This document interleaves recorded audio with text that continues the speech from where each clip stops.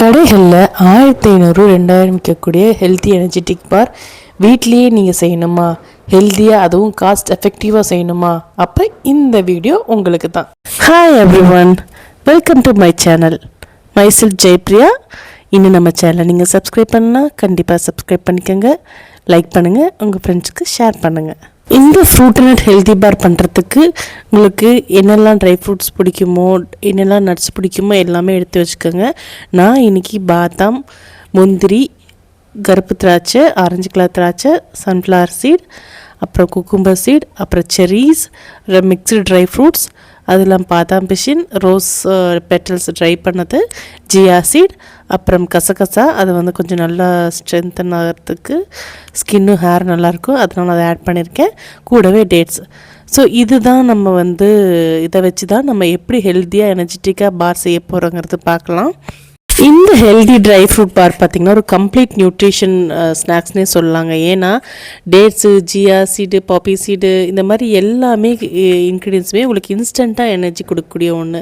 So இதில் rich protein, healthy fats இதெல்லாமே நிறைய இருக்கிறதுனால மசில் ஸ்ட்ராங்காக இருக்கும். அது ஒரு இம்யூனிட்டி பூஸ்டாகவும் உங்களுக்கு ஆக்ட் பண்ணும். இந்த டேட்ஸ், ரைஸ்லாம் பார்த்திங்கன்னா பிளட்டு இன்க்ரீஸ் பண்ணுறதுக்கு அயன் ரிச்சான ஃபுட்ஸு.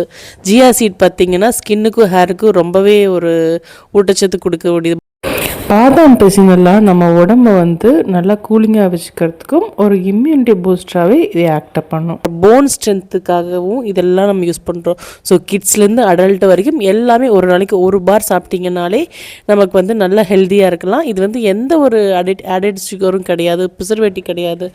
ஸோ நம்ம எடுத்து வச்சுருக்க எல்லா ட்ரை ஃப்ரூட்ஸும் நட்ஸையும் உங்களுக்கு என்ன சைஸில் வேணுமோ அதுக்கு ஏற்ற மாதிரி கட் பண்ணிவிட்டு ஒவ்வொரு நட்ஸுமா ஃப்ரூட்ஸுமா நீங்கள் எடுத்து நெய்யில் போட்டு வதக்கிக்கோங்க. வதக்கி வச்சுட்டு ஒவ்வொன்றா நீங்கள் ஆட் பண்ணி வதக்கினா அந்த க்ரன்ச்சினஸ்க்காக நல்லாயிருக்கும். நெய்யில் போட்டு வதக்கினா எல்லாமே ஒவ்வொன்றா மிக்ஸ் பண்ணதுக்கப்புறம் கடைசியில் பாதாம் பிசினை போட்டு நல்லா ஃப்ரை பண்ணுங்கள்.